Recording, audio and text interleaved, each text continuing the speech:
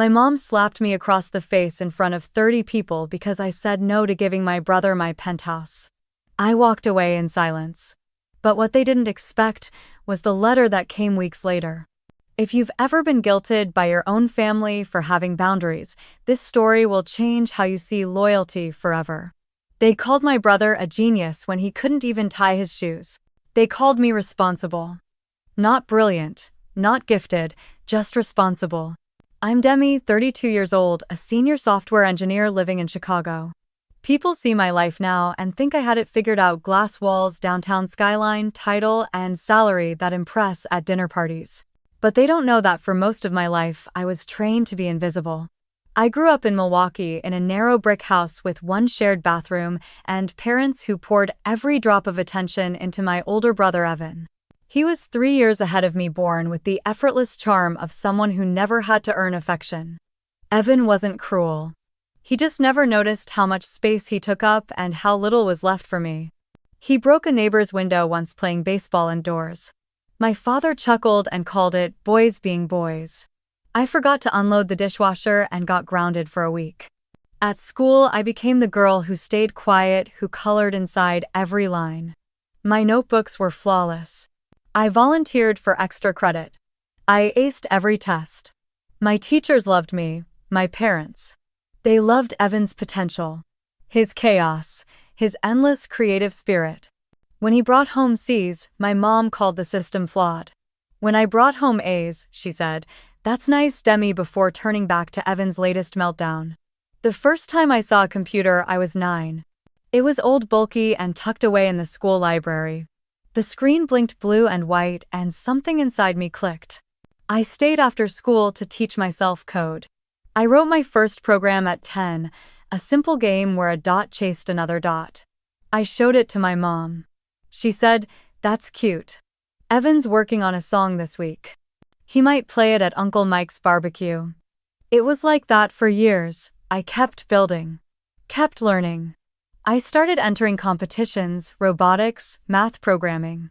I once made it to the state finals in a STEM contest. My parents missed it. Evan had an open mic night at a coffee house. He didn't win. He never did. But they said it was brave just to try. In high school, I worked part-time at a local grocery store while Evan quit job after job: personality clashes or too much structure. He never paid rent. Never made curfew. My mom once gave him her credit card because he's trying, Demi. He just needs time. I never asked for anything. Not out of pride. Out of fear that if I did, I'd be told no. Or worse, ignored. When college came, I applied to 12 universities. Got into 8. Earned scholarships to 5. My parents said they couldn't help. College is expensive, my mom explained. We need to be ready for Evan's next steps. Evan, meanwhile, dropped out of 3 schools over 4 years. Each time my parents paid, each time they said it just wasn't the right fit, so I worked. Morning shifts at a coffee shop, weekends at a campus bookstore, nights doing data entry for a delivery company. I slept 4 hours a night, ate cheap instant noodles on the floor of my apartment. Graduated with honors in computer science. My parents came to the ceremony but left early. Evan had a crisis with his landlord. I remember one night in particular. I was 17, sitting at our kitchen table at midnight writing my college essay. My fingers were frozen from lack of heat. My parents turned down the thermostat to save money. Down the hall, Evan was blasting music in his room. My mother had baked him a cake to cheer him up.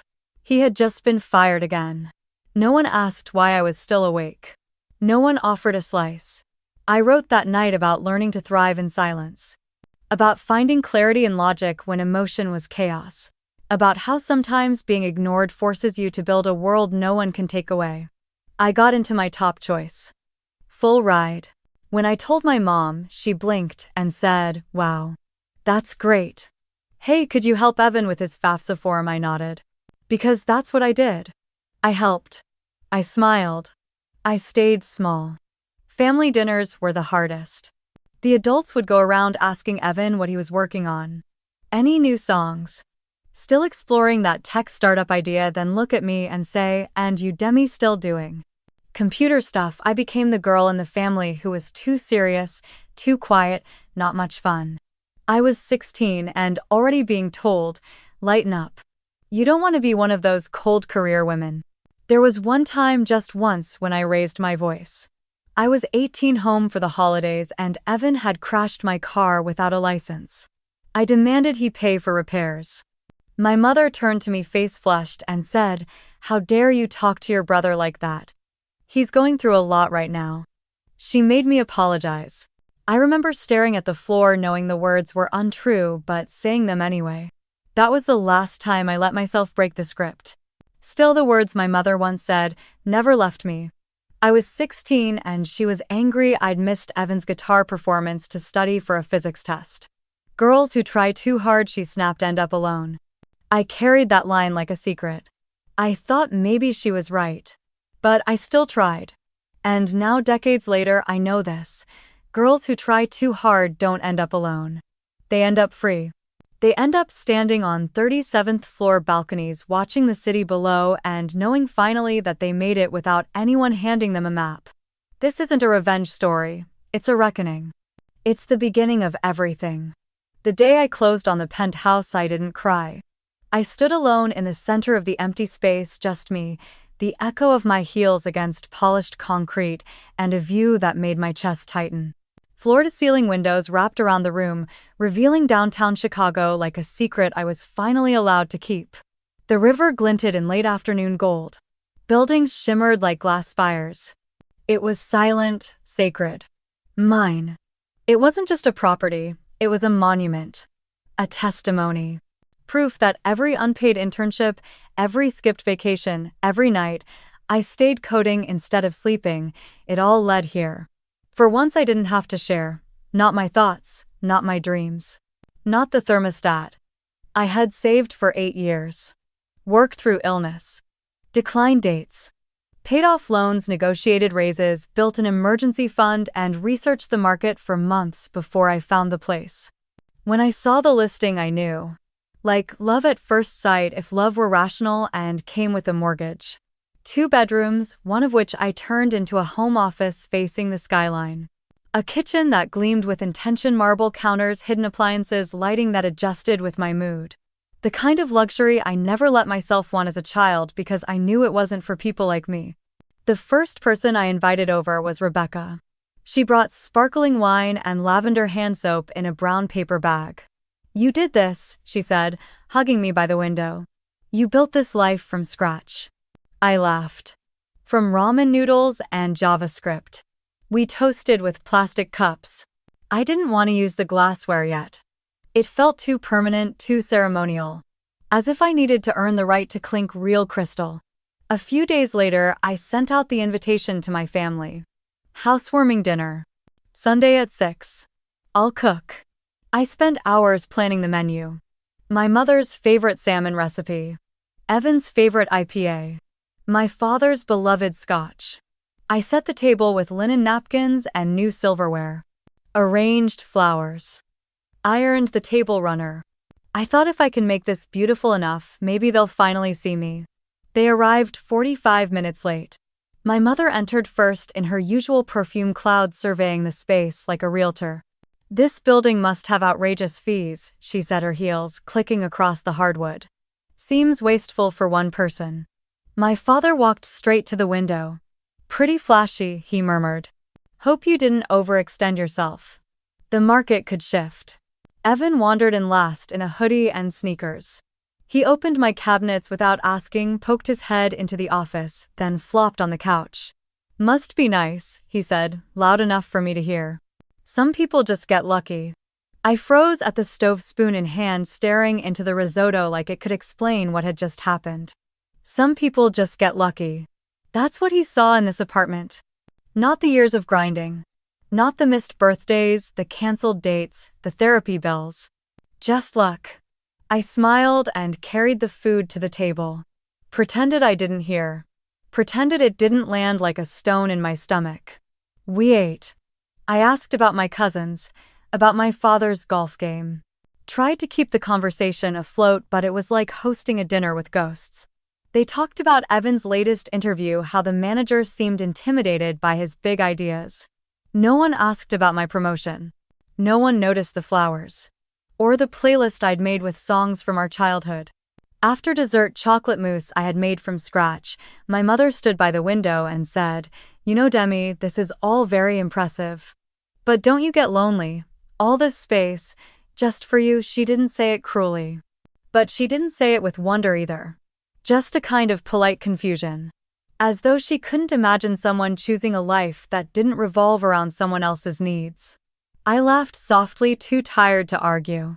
Not really. Later that night after they left, I walked barefoot to the window and stared out into the glittering dark. They hadn't said they were proud, not once. They hadn't complimented the meal, or the apartment, or me. The silence had weight. I sat on the couch and stared at the empty plates. And for the first time in years I felt something fracture, not in anger but in clarity. This wasn't about them failing to celebrate me. This was about me always expecting that they would. Maybe they didn't know how. Maybe they didn't want to. But I was done shrinking for applause that would never come. That night I opened my work laptop and finished debugging a project due next week. I listened to Chopin and sipped tea. I emailed Rebecca and told her the dinner was fine. But the truth. Something had cracked open. Something that would never quite close again. It started with a car payment. Evan had just lost another job, something about a manager who couldn't handle his creativity. My mother called me on a Thursday evening. I still remember the way her voice dipped, softened like she was reading from an old script. "He's trying, Demi," she said. "It's just a rough patch." I didn't argue. Not yet. I sent him $320 for his loan, told myself it was a one-time thing. Family, after all. 3 days later, my father called. "Rent's due. His landlord is being unreasonable. You know how heartless these places can be." Another $1, $200. Then came the groceries. "He's eating poorly," my mom texted. "Lost weight. You know he never was good at budgeting." Then the suit. "He has an interview, something professional this time, insurance, I think. But he needs to look the part." "It's just a suit, Demi. You can afford it." The total crept upward slowly but surely. $47 here. $110 there, until I'd sent close to $5. $0 over the course of 6 weeks. Not all at once. Never all at once. That's how it works. One favor at a time. One plea laced with just enough guilt and familiarity to feel like love. At first I didn't even notice. The money was manageable. I made 6 figures. I had a cushion. I was still eating out, still saving. It wasn't about the amount, it was about the expectation. Every request arrived wrapped in the same assumption I would say yes. There was never a moment of "I know this is asking a lot" or "we'll find another way if it's too much." Just soft voices and harder implications. From my mom, "You have more than enough. He's your brother. It's just family." From Evan, "Appreciate you, sis. You're the one who always has it together. I don't know what I'd do without you." It felt flattering almost. Like I was the dependable one. The capable one. But underneath that flattery was something colder. A truth I didn't want to face, yet they were never going to stop asking. Not as long as I kept saying yes. I told Rebecca about it over ramen one night. She stirred her bowl slowly and looked at me not unkindly. "Have you noticed," she said, "how their emergencies always come to you, but their celebrations never do?" I paused. "They lean on you when they're sinking, but never offer you a hand when you rise." I didn't reply. I couldn't. Because I knew she was right. There was no cake when I got my promotion. No flowers when I bought the penthouse. But when Evan defaulted on a loan, I was the first number they called. Still, I brushed it off. I told myself they don't understand. They were raised differently. Money means something else to them. This isn't manipulation, it's just culture. Obligation. But it was starting to wear on me. I could feel it in the way I hesitated before opening a text. In the way my heart raced when I saw Mom flash across my screen. The way I started budgeting not for myself but for their next rough patch. Then came the Sunday dinner. I hadn't planned to go, but guilt is persistent like a song stuck in your head. I brought wine. They didn't open it. I sat at the table while my mother served Evan extra helpings of his favorite casserole and told him how proud she was that he'd applied for a new opportunity. She glanced at me once over her shoulder and said, "Demi, you're still working too much. You'll burn out." When I mentioned my mentorship program at work, how I was helping 2 junior engineers, my father said, "You always do too much. Just because you can doesn't mean you should." It was meant as a caution, maybe, but it stung. After dinner, I helped clear plates while Evan scrolled through his phone. My mom stood next to me at the sink, hands in soapy water, and said, "I just worry sometimes that all this success is making you cold." I blinked. Cold. You're always calculating, always guarding. You used to laugh more. I didn't remember laughing more. I remembered surviving. As I drove home that night, the city lights blurred outside my windshield. I kept replaying her words, cold, calculating, too much, like a jury verdict I couldn't appeal. I gripped the wheel tighter, not out of anger, but of something worse doubt. Was I cold? Was I selfish? Was this penthouse, this quiet freedom, a sign that I'd closed myself off too far? When I got home, I walked barefoot to the kitchen, poured myself a glass of water, and leaned against the counter. My phone buzzed.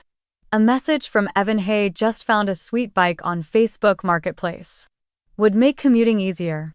Think you could spot me? $600 will pay you back next month." He wouldn't. We both knew that. I stared at the screen, then turned it off and placed it face down. That night, I didn't sleep well. Not because I was afraid of losing money, but because I was afraid of losing the story I'd told myself all my life, that love meant giving.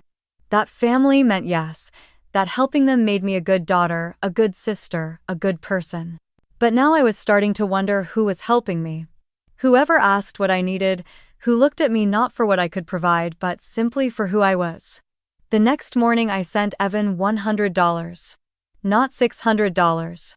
Not zero. A boundary wrapped in grace. He replied with a thumbs up emoji. No thanks. No follow-up. And somehow that was all the answer I needed. I spent too much on the watch. It was stainless steel with a blue sunburst dial and a leather strap I knew Evan would like because I'd overheard him admire something similar once years ago before another job loss, another reset. It cost more than I was comfortable spending, especially after the $5,000 I'd lent him. But I wanted desperately to show up as the good sister. The dependable one. The one who hadn't changed even after moving 37 floors above everything. I wrapped it in silver paper and tied the ribbon twice. That morning my phone buzzed with messages. From my mom, "Don't forget his cake. He loves the chocolate mousse from Belle's." From my father, "Please be on time. Your mother's worked hard." From my aunt, "Wear something nice. The whole family will be there." I chose a conservative blue dress. Nothing flashy. Nothing to spark accusations of showing off. No heels. No jewelry. Just understated dignity. I arrived at 6:00 p.m. sharp. Knocked once before stepping in. The house was full. Too full. Every cousin, every uncle, every neighbor my parents had spoken to in the last decade was there. Balloons. A banner. Roast beef and rolls. Evan held court in the backyard laughing with a beer in hand. He saw me arrive but didn't come over. My mother met me at the door, her eyes flicking briefly to my shoes. "Finally," she said. "Put your gift on the table." She walked away before I could answer. I moved through the house like a guest at someone else's wedding, smiling politely, receiving obligatory nods. One aunt leaned in and whispered, "How's that fancy place treating you?" The way she said fancy made it feel like an accusation. Another guest I didn't recognize said, "Must be nice to live alone." No one to answer to. Dinner passed in a blur of polite disinterest. My parents sat beside Evan. I was placed next to my father's coworker and cousin Stephanie, who gave me a sympathetic look now and then. They passed Evan's second helpings, praised his big ideas, told stories about his charm. No one asked about my work. No one mentioned the penthouse. Not even to criticize. When Evan opened my gift, he barely looked at it. Mumbled "Thanks sis" and tossed it aside. My mother added, very thoughtful of her, Marcus. You always appreciate quality, don't you? Then she turned back to the next box. I waited for the right moment to slip out. It came after the cake, right as people were starting to stand and gather coats. That's when my father stood, clinked his glass with a spoon. If I could have everyone's attention, he began, voice projecting over the chatter, we have something important to discuss, as a family. My body tensed. He spoke slowly, deliberately. As you all know, Evans had some setbacks recently. But we believe in second chances. We believe in family. My mother joined him, eyes scanning the room until they found me. Family means helping each other, especially when some of us have been more fortunate than others. Then came the words, let Evan move into your penthouse just for a while. The room fell silent. Aunt Judith nodded. Makes sense. It's such a big place for just one person. My father added, he just needs some stability. And you have space. A spare room even. Evan leaned back in his chair, half smiling like it was already done. I looked around. Every eye was on me. Waiting. I took a breath.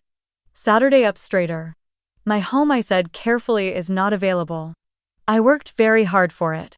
It's not an extra property, it's my sanctuary. You could still live there, my mother replied instantly. He just needs a place to regroup. 6 months max. We all know it wouldn't be 6 months, I said softly. A few gasps, a few murmurs. You're being dramatic, Evan cut in.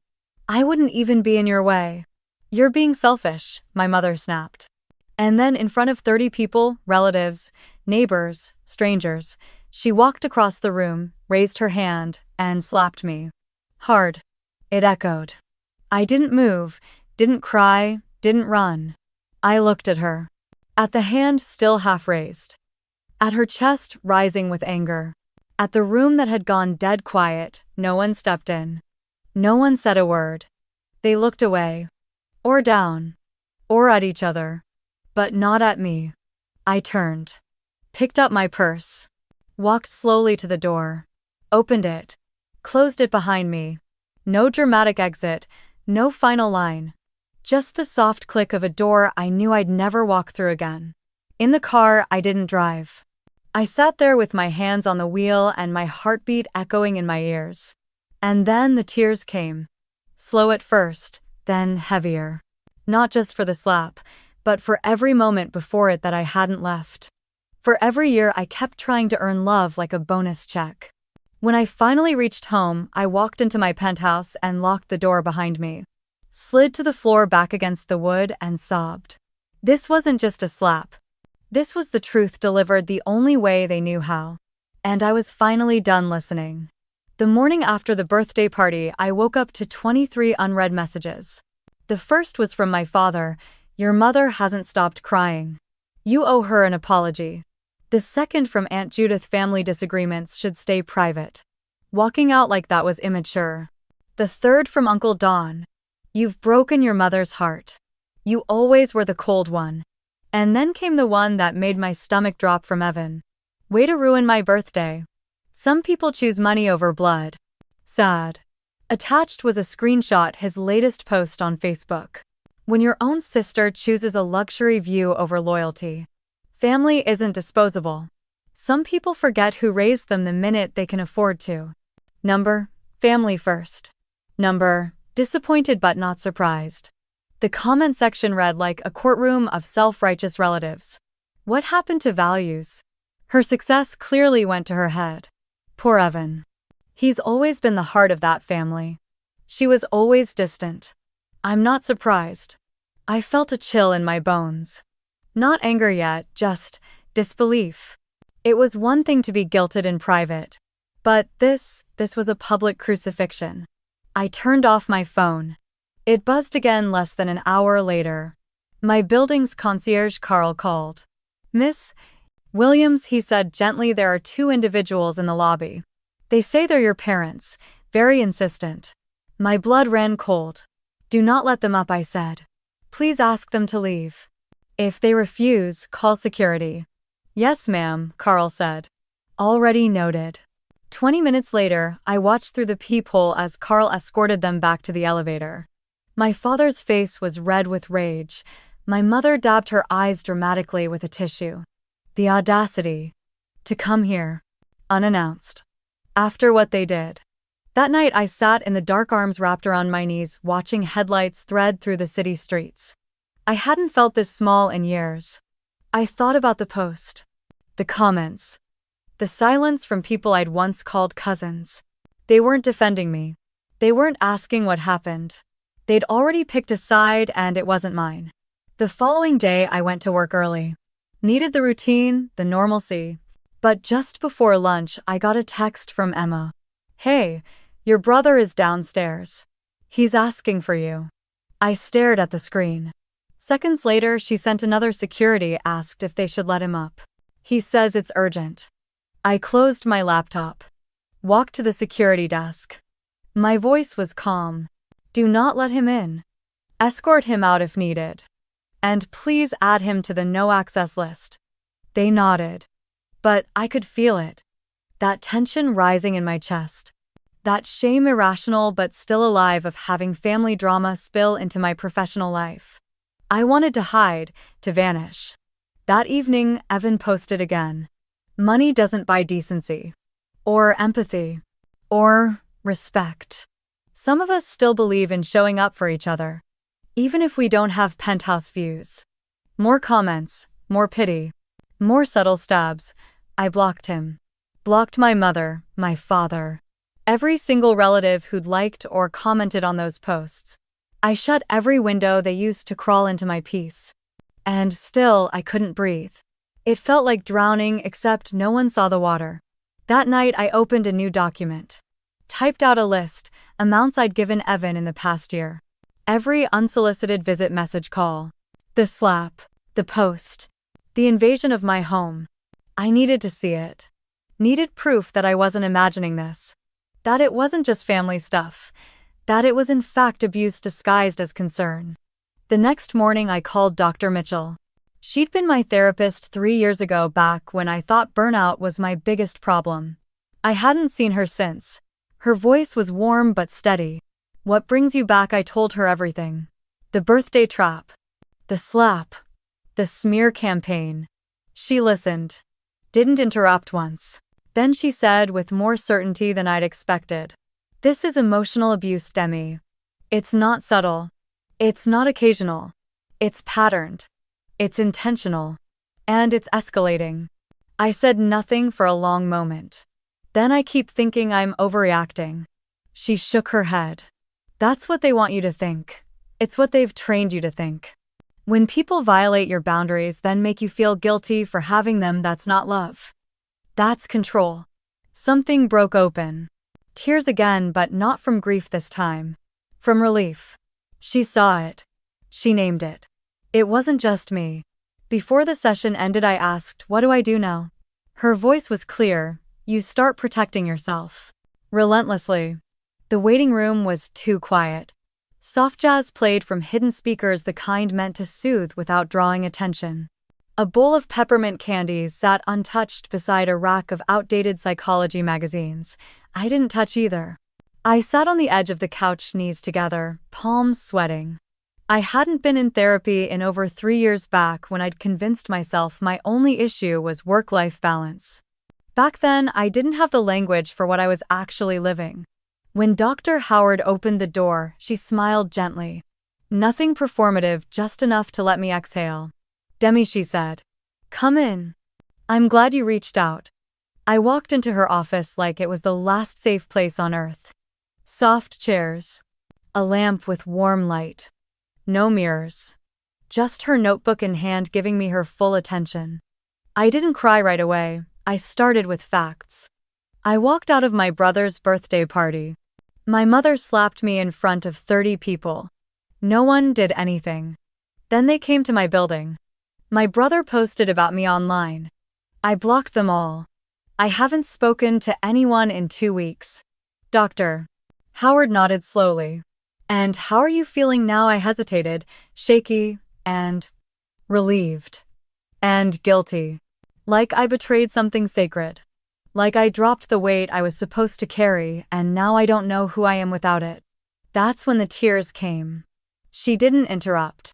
When I finished, she asked gently, Demi, may I ask? Growing up, how were conflicts handled in your family? I swallowed. They weren't. Everything revolved around my brother. If he was upset, everything paused. If I was upset, I was being dramatic. You mentioned your brother a lot. Let me ask you something and answer from your gut. Who was the golden child in your family? I didn't hesitate. Evan. And who is the scapegoat? My voice faltered. Me. She nodded. That dynamic is incredibly common in narcissistic family systems. One child is idealized no matter how little they do. The other is pathologized no matter how much they accomplish. I blinked. I'd read about it once late at night after one too many guilt-ridden phone calls from my mother. But seeing it reflected back by a professional was like hearing someone say your secret out loud and still offering you a seat at the table.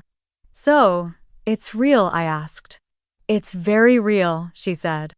And what you've described isn't just dysfunction, it's emotional abuse. Strategic. Long-term. Reinforced by silence and performance.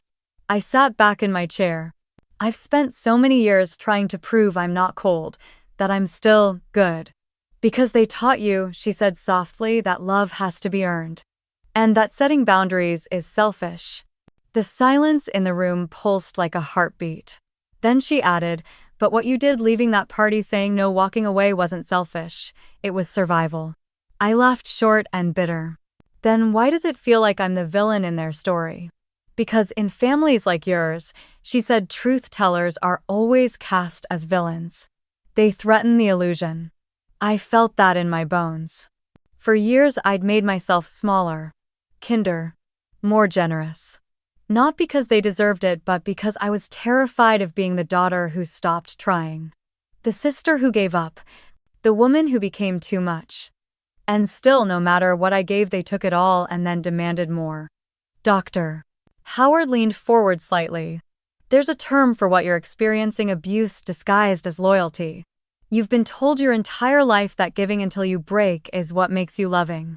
But love doesn't ask you to disappear. I let that sentence hang in the air. Like a diagnosis I'd needed my whole life. Love doesn't ask you to disappear. When the session ended, she gave me a handout. It was titled, The Scapegoat Child Healing the Unseen Wound. I skimmed the first few lines before folding it into my purse. For the first time in weeks, I walked home without looking over my shoulder. That night, as I sat by the window sipping tea, I opened an old photo album I hadn't touched in years. Most of the pictures were of Evan birthday parties, school plays, football uniforms. I found only a few of myself, usually standing in the corner holding a book or wearing the same dress as the year before. It didn't hurt like it used to. Now it confirmed what I knew. I thought of that summer when I was 12 and asked why Evan didn't have chores like I did. My mother scolded me for questioning fairness. She said girls who keep score always end up alone. That was her favorite line. A warning and a curse in one breath. During our next session, Dr. Howard asked me to describe a moment where I first felt emotionally abandoned. I told her that story. She leaned forward and said something that stayed with me. That wasn't discipline. That was silencing. You weren't dramatic, you were observant. No one had ever told me that before. She introduced me to a framework called gaslighting through caretaking. When I raised my eyebrows, she explained, it's when a family uses affection as a leash. You're told you're loved as long as you remain useful. You're allowed to succeed as long as you stay quiet about the dysfunction. The moment you ask for fairness or worse, justice, you're branded ungrateful. I nodded slowly. It felt like someone was describing my life back to me word for word. We made a list on her whiteboard, love with conditions. Loyalty as control. Boundaries labeled selfish. Silence mistaken for peace. You've internalized a family system where your needs were threats, she said. Of course, standing up for yourself feels like betrayal. You were never shown that love can coexist with autonomy. That evening I wrote a letter I'd never sent. It began, Dear 12-year-old me, I'm sorry no one stood up for you when you asked questions. I'm sorry they called you difficult when you were just trying to understand. I'm sorry you thought you had to earn safety with silence. I see you now. I believe you. And I promise you this ends with me. I sealed the note inside a journal and placed it in my nightstand. For the first time in my adult life, I wasn't chasing approval. I wasn't apologizing for needing space. I was choosing myself not to abandon them, but to finally stop abandoning me. Dr. Howard told me healing wasn't linear. There will be days you want to go back. That's okay. Just remember, you're not rejecting love. You're rejecting manipulation masquerading as love. That distinction changed everything. I started reading books on boundaries, on adult children of narcissists, on trauma responses. I learned how my body had remembered what my mind tried to forget: the tension in my shoulders, the urge to over-explain, the inability to say no without guilt. It wasn't character flaws, it was survival training. And I was finally unlearning it. Each night I lit that same candle and reminded myself I don't have to earn rest. I don't have to prove my worth. I'm allowed to take up space. And just like that, the fog began to lift. Piece by piece, I was becoming whole. Demi chose the restaurant carefully. It was upscale but neutral, no sentimental ties, no risk of nostalgia clouding her clarity. The private dining room offered just enough distance from other patrons to allow honesty, but not enough privacy to enable another emotional ambush. She had learned. She arrived 20 minutes early, folder in hand. Inside was a document she had drafted and revised with care, a boundary agreement. It wasn't legalese, it wasn't a punishment. It was a map of how and if any relationship with her family could continue. One page listed a timeline: her jobs, promotions, rent history, and self-paid education. On the opposite column, Evan's 3 failed college attempts, multiple jobs lost, and the tens of thousands of dollars in family bailouts. No embellishments. Just facts. She took a breath and laid the documents flat on the table. At exactly 6:00 p.m., her parents walked in. Her mother wore the same expression she'd worn at Evan's birthday party: wounded, indignant, slightly theatrical. Her father looked downcast, not angry but dimmed. Evan was 10 minutes late. Of course. Demi stood and offered each of them a seat. "Thank you for coming," she said evenly. "I want to be clear, this is not a confrontation. It's a conversation about boundaries. About what I need moving forward." Her mother scoffed. "A list of demands?" "Then no," Demi replied calmly. "A list of conditions. For any relationship to be mutual and healthy." She handed out copies of the timeline. Her mother didn't look at it. Her father skimmed the headers. Evan laughed and pushed it aside. "Seriously," he said. "You made a resume for your ego." "No," Demi replied. "I made a mirror." Then she laid down the second sheet, the boundary agreement. It included 5 points. No more financial requests. No discussion of sharing her home. No unannounced visits to her residence or workplace. Communication must remain respectful, no insults, no guilt-tripping. Any violation would result in 6 months of no contact. Her mother's voice trembled.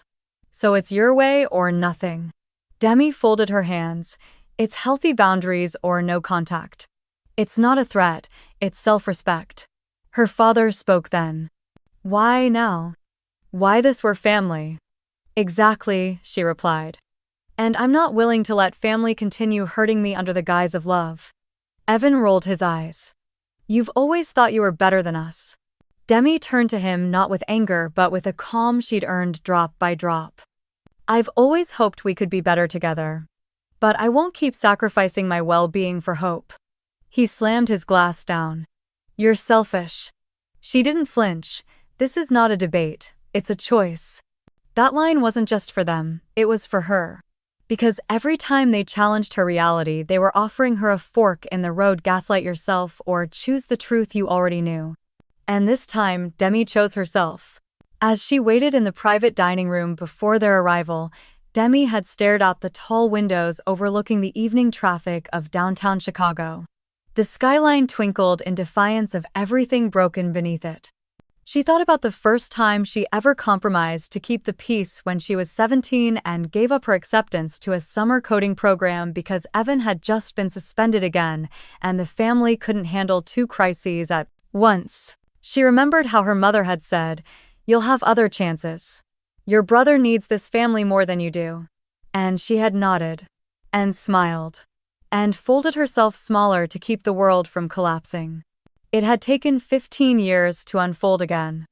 Tonight wasn't just a conversation, it was the unburying of every "it's fine" she'd ever choked down. The reclaiming of every moment she'd sacrificed for someone else's comfort. She had considered canceling more than once. But then she remembered Dr. Howard's words, "Your silence kept you safe. But it also kept you invisible." This meeting isn't about being heard by them, it's about hearing yourself speak your truth out loud. So when her mother started with the familiar sigh and her father looked at her as if waiting for her to break first, Demi didn't shrink. She held steady. "I'm not here to win," she said. "I'm here to be clear." The silence that followed was heavy, but not unbearable. For once, Demi wasn't filling it. She wasn't rescuing anyone from discomfort. When no one reached for the pen to sign, Demi nodded. "I understand. That's your choice." She stood gathering the papers. Her father whispered, "You've changed." Demi paused at the door. I finally stopped pretending. And with that she left, not in anger, not in sorrow, but in sovereignty. Outside, the night air was cool against her skin. She walked 3 blocks before hailing a cab, her phone buzzing in her coat pocket, likely messages already rewriting the evening. Maybe Evan would post again. Maybe her mother would call her dramatic. Maybe her father would say she overreacted. But none of it mattered now. She had drawn her boundary with grace and facts. She had not begged to be understood. She had not asked for permission to be whole. And that was power. Back home in her penthouse, Demi made tea and curled into the corner of her couch. The skyline glowed outside her floor-to-ceiling windows, a quiet chorus of resilience. She opened her journal and wrote a single sentence at the top of the page. "Respect is the only currency I'll trade in now." Then she closed the journal, turned off her phone, and let herself sleep deeply, fully, for the first time in what felt like years. The silence came not with a bang but with a flicker. There were no grand announcements. No formal disowning, just a quiet, calculated absence. No texts from her mother, no guilt-laced voicemails from her father. Evan stopped posting jabs online, at least publicly. It was as if Demi had been cut from the family tree with surgical precision, and no one was willing to look at the stump. At first it was disorienting. For so long, even the dysfunction had provided rhythm. The toxic cycle of push and pull had shaped her emotional weather, and now it was still. Too still. For the first time in her life, no one was demanding she fix something that wasn't hers to fix. But silence, like soil, can grow unexpected things. Demi threw herself into a book club that met every other Thursday in a cozy, light-filled shop on the edge of Logan Square. The first meeting, she barely spoke. By the fourth, she was recommending authors and laughing without scanning the room for judgment. She wasn't performing anymore, she was arriving. She joined a hiking group that met Sundays at dawn, their boots crunching over fallen leaves while the city still slept. The air was sharp and clear, like the clarity that had begun to settle in her bones. Strangers became companions. No one asked who she was in relation to someone else. She was just Demi. That was enough.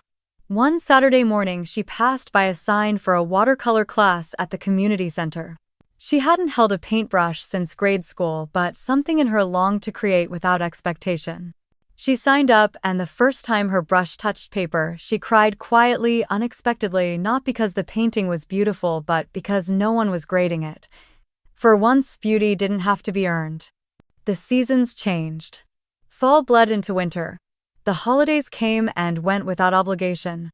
Demi spent Thanksgiving making pumpkin ravioli from scratch while jazz played in the background.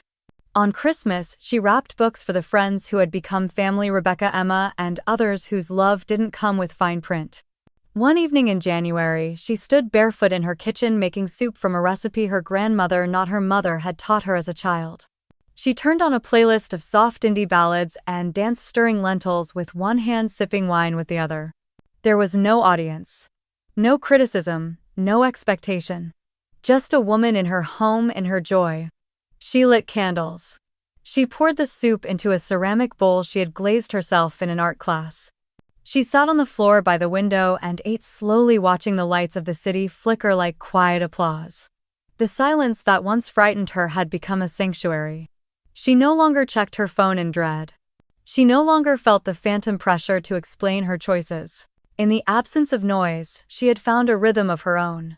One night she journaled a single line before bed. Peace isn't the absence of family, it's the presence of self. And as she drifted to sleep under a soft blanket with the windows open just enough to hear the wind hum through the city, she chose. Demi knew something sacred. She was no longer surviving her life. She was living it. There were moments, of course, when the ache returned unexpectedly like static from an old radio. A commercial for Mother's Day would flash on her screen, and her breath would catch. In the grocery store, she'd overhear a young woman chatting with her mom on speakerphone, and for a second she'd feel 14 again, holding out an award certificate only to be told, "Don't brag, Demi. Be humble." But now she had tools. When the ghosts stirred, she didn't silence them. She greeted them, then set them down gently. Dr. Howard had once said healing isn't a straight line. It's a spiral staircase. Sometimes you circle the same place but from a higher floor. So Demi built higher floors. She started volunteering once a month at a tech mentorship program for high school girls. The first time she told her story without shame, without flinching, a freshman named Naomi looked at her with wide eyes and whispered, "You sound like me." It hit Demi like a tide. This wasn't just healing, this was legacy. One Thursday evening, her book club read a memoir about a woman who left a cult. During the discussion, someone said, "What's hardest isn't leaving the belief system, it's grieving the version of you who needed it to feel loved." Demi didn't speak, but her eyes burned. That was exactly it. Her old self had believed love required shrinking, sacrifice, silence. But this version of her, this quiet, vibrant, expanding self, knew something better. On weekends, she began exploring neighborhoods she had never taken time to see. She'd stop at hole-in-the-wall coffee shops, leave poems on napkins, and smile at strangers. She bought fresh flowers even when no one would see them. She let herself be soft without needing to be small. In February, a snowstorm blanketed the city. Most people complained, but Demi bundled up and walked to the lakefront path. The world was muffled, cocooned in white. She sat on a bench with a thermos of tea and watched geese glide across frozen water. For once her thoughts were not about what had been taken from her but what she had reclaimed. Later that night, she lit a fire in the living room, curled beneath a quilt, and reread a letter she had written to herself on New Year's Eve. "You don't have to earn your place in the world. You already belong." Tears slid down her cheeks, not of sorrow but of softness. Of settling into herself. Of finally coming home. She still didn't hear from her family. Not even on her birthday. And strangely, that absence no longer stung. It just was. Like a scar that no longer aches when it rains. Instead, on her birthday, her friends gathered in her apartment. Rebecca brought a playlist, Emma brought candles, and someone baked a cake topped with edible flowers. They danced barefoot in the living room to songs Demi had once played alone in her kitchen. The night ended with laughter, messy dishes, and quiet toasts to freedom. When everyone had left, Demi stood alone again, lights dimmed, bare feet warm against the hardwood. She looked out over the city, heart steady, voice clear.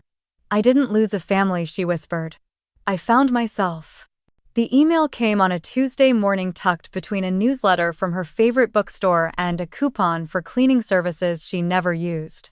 The subject line was simple, from Dad. Her hand hovered over the mouse, heart skipping in that old trained rhythm, fight or freeze. She clicked. "Demi, I've been doing a lot of thinking since our meeting. While I don't agree with everything you said, I can see that I haven't always treated you fairly. Your mother isn't ready to acknowledge this. Evan certainly isn't. But I wanted you to know that I'm proud of what you've accomplished, and I respect the strength it took to stand up for yourself. If you're willing, I'd like to meet for coffee. Just the two of us."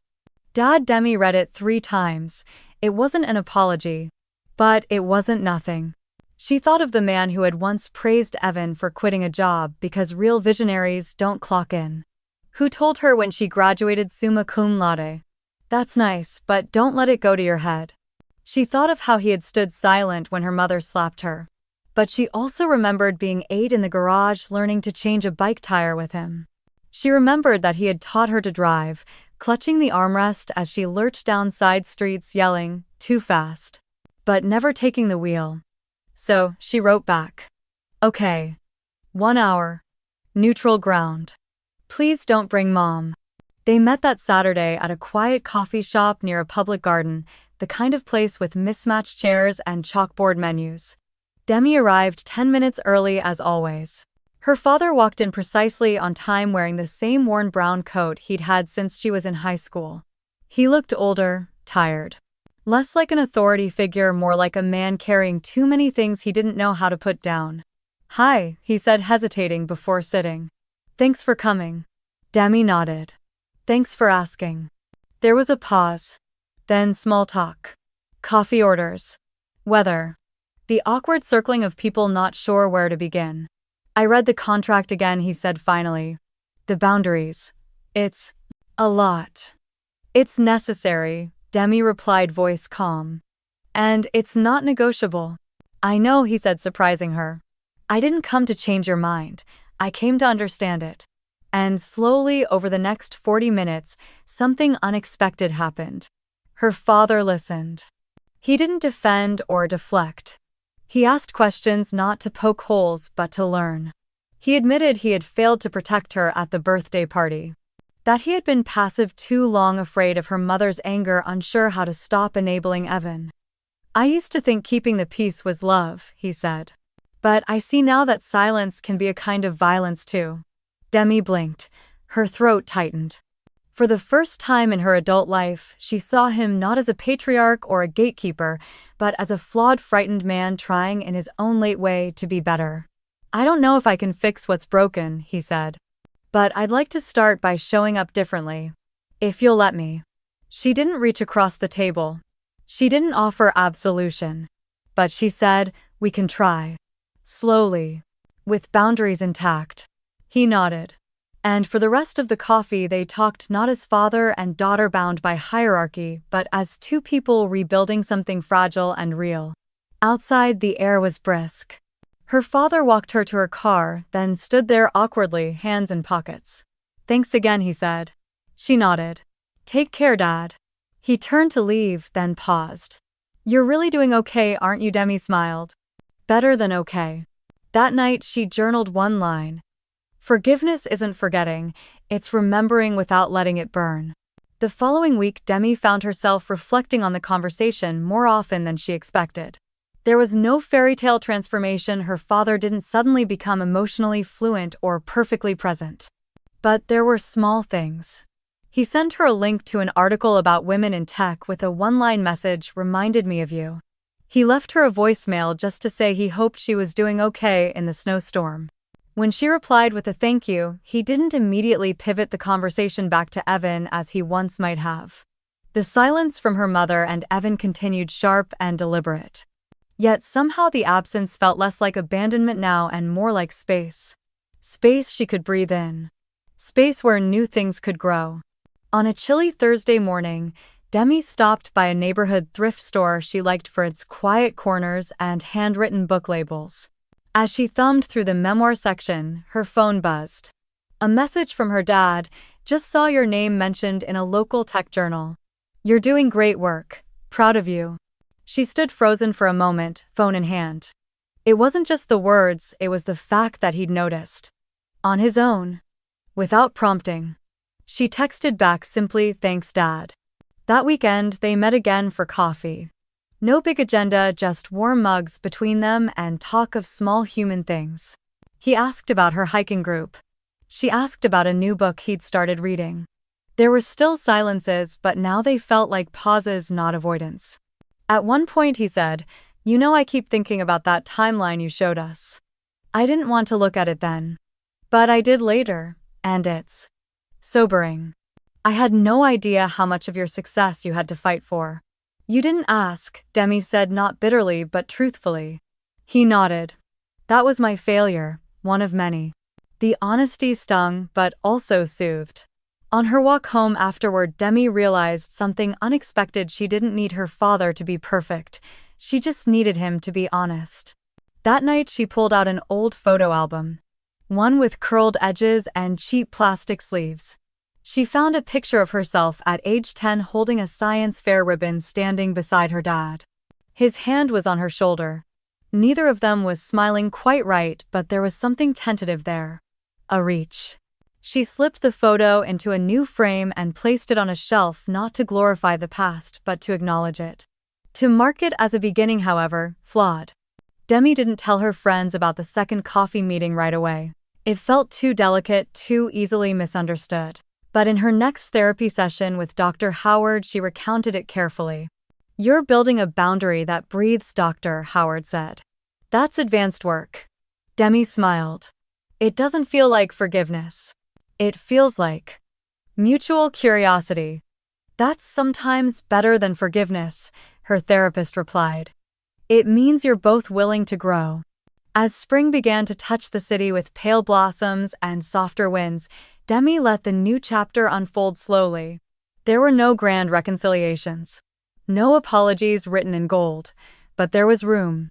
And in that room, Demi planted something new. She didn't call it hope, she didn't label it healing, she just let it grow.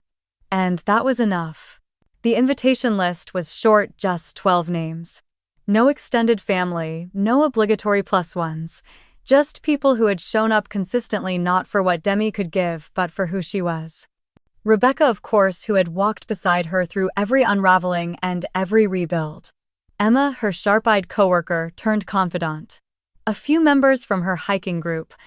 A barista who had once held her hand through a panic attack outside the cafe. Her therapist had encouraged the gathering. Celebrate the boundaries you've built with those who honored them. Demi decided on a dinner party.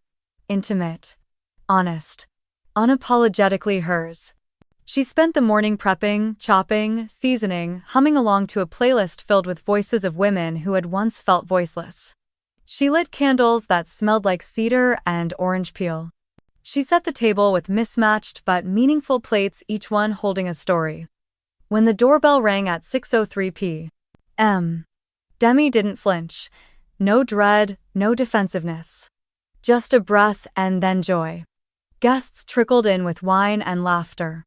The penthouse, once shadowed by expectations and manipulation, now radiated warmth. Someone put Aretha on the speaker. Someone else toasted to growth that didn't ask for permission. Halfway through the evening, Demi slipped away to the balcony. The city stretched before her, glittering and unapologetic.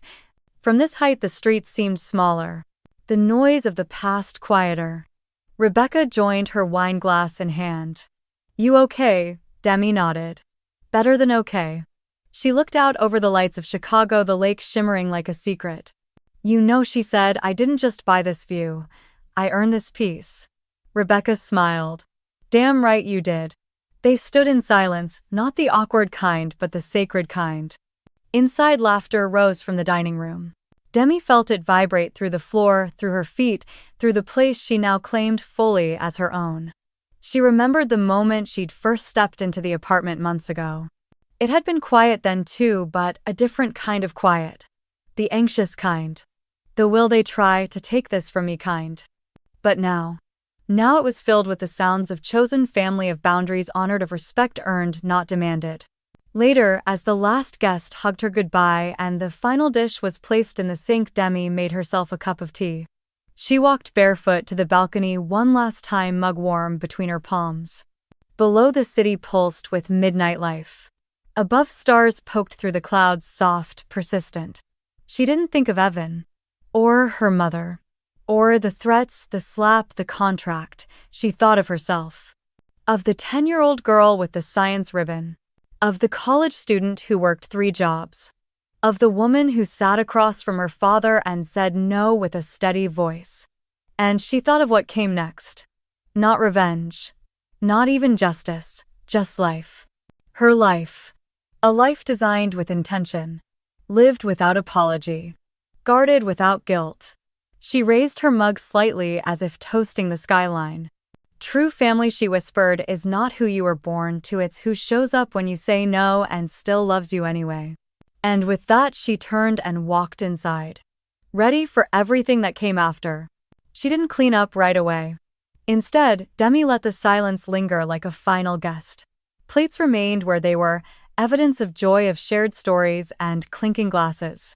She moved slowly through the apartment, fingers brushing the back of a chair, the edge of a photo frame, the lip of the wine glass she hadn't finished. She paused by the wall near the entryway where she had once considered hanging a family portrait. She had left it blank. Tonight, though, she imagined a new kind of photo, Rebecca laughing mid-sentence, Emma with a fork halfway to her mouth gesturing wildly, herself not posing but simply being. It struck her how long she had chased love in the form of approval, grades, promotions, expensive gifts wrapped in silent pleas. Tonight no one had asked her to prove her worth. They simply came and stayed and listened. On the kitchen island sat a card handwritten by Amina, a friend from her book club. Inside it read, "To the woman who taught us that strength doesn't shout. Thank you for showing us how peace can look." Demi smiled, the kind that began in her chest before reaching her lips. She walked to the window and pulled the curtain slightly aside. The skyline hadn't changed, but her view of it had. A flash of memory came, her mother scoffing at the penthouse, Evan muttering about how some people get lucky. Back then, those words had carved wounds. Tonight, they were just echoes fading into the walls. She had repainted the shelves, she had arranged the space she had claimed. She thought of the word penthouse, how it used to mean something lofty and exclusive, almost selfish. Now it meant something else entirely. It meant earned. It meant safe. It meant mine. Her phone buzzed. A message from Stephanie. "Saw your light still on. I'm downstairs. Want to walk?" Demi smiled. A spontaneous walk at midnight months ago, she would have said no out of obligation or exhaustion. But now she typed "meet me by the lake in 10. She slipped into a hoodie, left the dishes soaking, and grabbed her keys. On the elevator ride down, she caught her reflection in the mirror, hair tied back, no makeup, face soft but certain. It was the face of someone who had stopped performing and started living. They walked slowly, shoes crunching gravel. Stephanie spoke about a new community theater project. Demi shared a recent breakthrough at work. When the conversation paused, it wasn't out of awkwardness, it was out of peace. At the edge of the lake, they stopped. "I still miss them sometimes," Demi admitted quietly. "Even now. Even after everything." Stephanie nodded. "Missing people doesn't mean you want them back. It just means you remember how much it hurt." They stood for a while watching the dark water move. Then Stephanie asked, "Do you think you'll ever talk to your mom again?" "I don't know," Demi said. "But I know I won't chase it." They turned back toward the building. Later that night, Demi stood once more on her balcony. The city shimmered beneath her, oblivious and eternal. But she was not small, not anymore. She whispered into the quiet, "I am not who they said I was. I am who I chose to become."